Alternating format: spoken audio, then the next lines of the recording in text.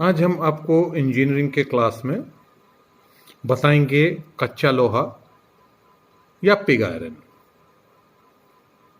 इसको हम अगर शुरू करते हैं, आयरन ओर की रासायनिक शुद्धि के लिए टू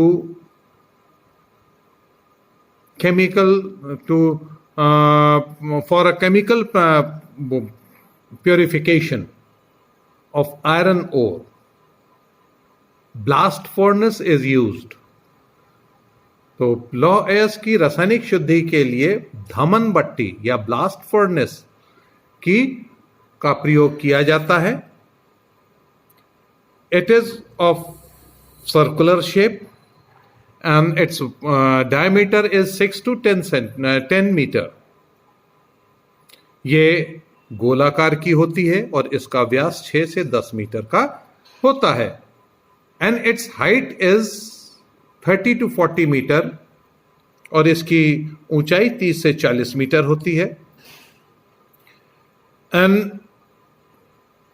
भट्टी के अंदर ताप सहन करने वाली ईंट लगी होती है। Inside the furnace fire bricks are there which can be bear heat easily, and in the outer surface there will be अब आयरन शीट और बाहर लोहे की चादर लगी होती है। धमन भट्टी में 2 टन लौह अयस्क तथा 1 टन कोक तथा आधा टन चूना पत्थर डाल करके आग लगा दी जाती है।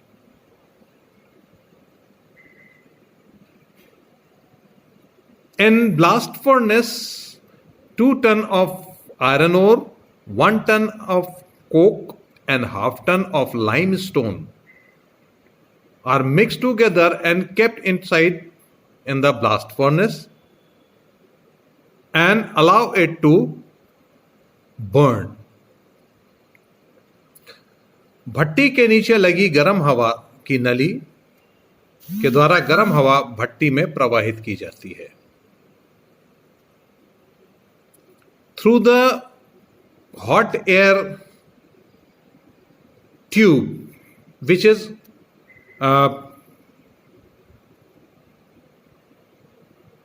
in the lower portion of furnace, through that tube hot air is to be blown inside of furnace.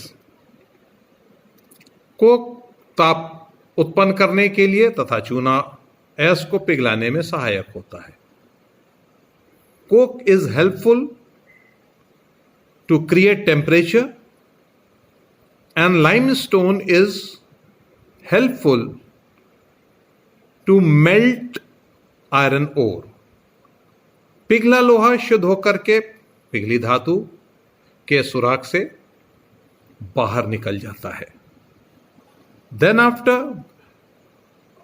after melting of iron ore, it will come out through the molten metal hole of the furnace, and then after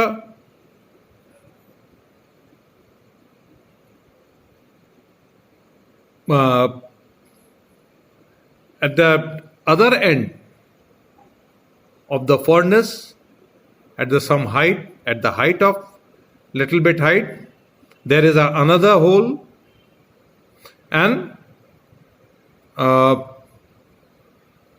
iron scrap will come out from that, or you can say the debris of iron will come out from that. यानी कि इसके दूसरी तरफ कुछ ऊंचाई पर बने सुराख से धातुमल बाहर आने लगता है। यानी कि सीधी सी बात यह है कि मोल्टेन मेटल होल से, जिसको कि पिघली धातु के सुराख से धातु पिघले हुए रूप में बाहर आती है, और दूसरे सुराख से जो बचा कुचा पदार्थ होता है, rest of the material will come out from that hole, उस होल से बाहर निकल आता है। और धमन भट्टी से लोहे को से निकले हुए लोहे को हम कच्चा लोहा कहते हैं. Whatever iron we are going to get from blast furnace, it is known as pig iron. And pig iron is used to manufacture cast iron and steel. कच्चे लोहे का प्रयोग ढलवा लोहा और स्टील बनाने के लिए किया जाता है. Pig iron, in pig iron 92 to 97% pure iron. Pig iron is 92 to 97% pure iron. ये कच्चा लोहा जो है 92 से 97% शुद्ध लोहा होता है. And rest of the portion are made up of carbon, silicon, sulphur and phosphorus and manganese. और शेष भाग में कार्बन, सिलिकॉन, गंधक, फॉस्फोरस और मैग्नीज होता है. कार्बन की अधिकता होने के कारण लौह पिग आयरन में को मशीन या औजारों से काटने में कठिनाई होती है. Due to excess of carbon in pig iron, it is difficult to cut pig iron through any machine or equipment. This is all about pig iron. It is used to manufacture cast iron and steel. And now I am going to explain you type of iron. अब हम आपको बताने जा रहे हैं आगे कि लोहे कितने प्रकार के होते हैं, यानी कि लोहे के प्रकार. तो इसके अंतर्गत लोहे में उपस्थित कार्बन की मात्रा के आधार पर लोहा 3 प्रकार का होता है. According to the presence of carbon, iron is of 3 types. Number 1, cast iron, second, wrought iron, and third, steel.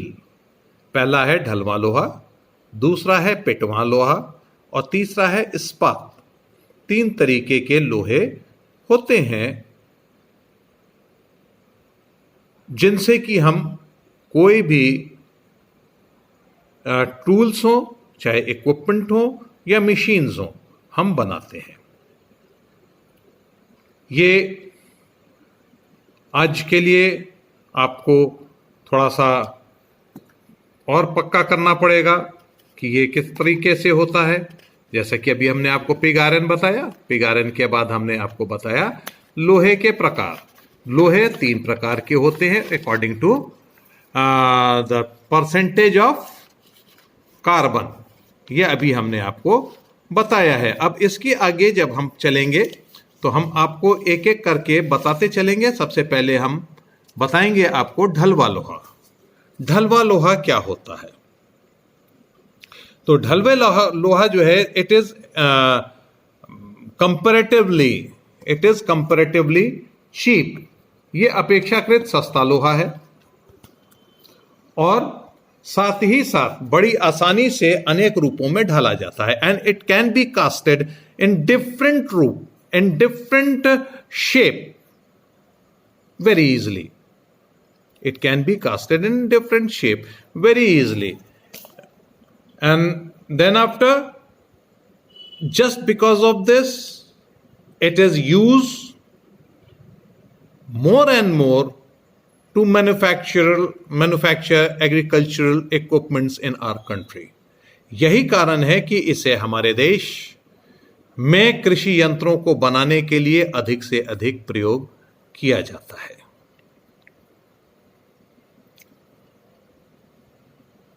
To manufacture cast iron, cupola. Pig iron is kept in a cupola. Cupola is a special type of furnace with coke and scrap iron. Pig iron is kept in cupola. Cupola is a special type of furnace along with coke and scrap iron. ढलवा लोहे का उत्पादन के लिए कच्चे लोहे को क्यूपला नामक एक विशेष प्रकार की भट्टी में कोयले के साथ और अनुपयुक्त लोहा अन्न के साथ हम उसको रखते हैं और then after it is allowed to heat it up. और इसको जो है जो पिग आयरन है, आपका कोयला है और स्क्रैप आयरन या अनुपयुक्त लोहा है, इनको विभिन्न मात्राओं में मिला करके हम गर्म करते हैं। We are going to mix all these three in different amount and allow it to heat up. इस भट्टी में तेज वायु प्रवेश कराई जाती है। In this type of furnace jet air is blown inside, जिससे ताप बढ़ जाने के कारण लोहा पिघलकर भट्टी के पेंदे में बैठ जाता है। Whenever we are going to blown this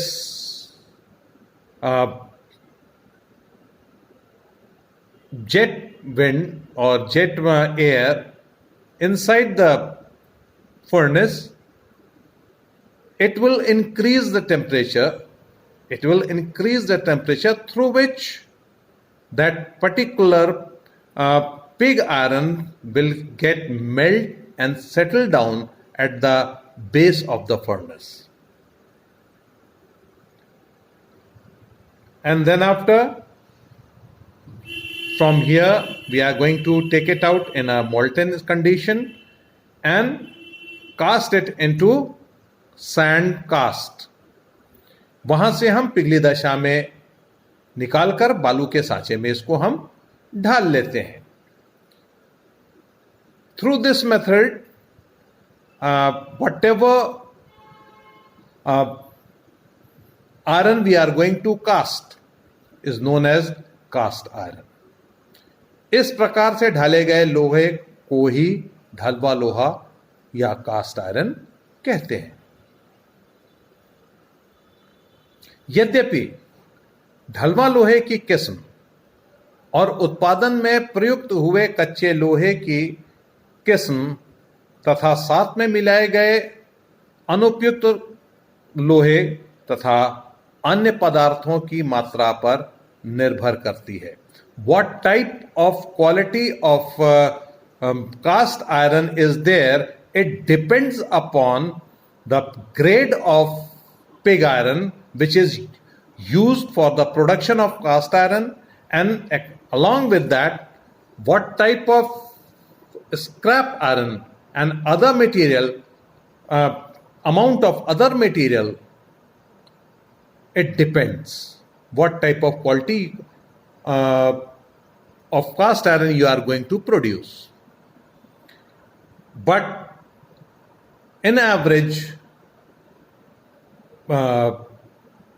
in cast iron, 2.2 to 4.3% carbon and 1 to 3.5% silicon we are going to get. Along with this, phosphorus, sulfur and manganese are present in different amount in cast iron. लेकिन औसतन ढलवा लोहे में 2.2 से 4.3% carbon और 1 से 3.5% silicon के अतिरिक्त phosphorus, गंधक, मैग्नीज की विभिन्न मात्राएं उपस्थित रहती है। आज के लिए आपके लिए इतना काफी है। अब हम कल आपको प्रॉपर्टीज ऑफ कास्ट आयरन हम आपको बताएंगे।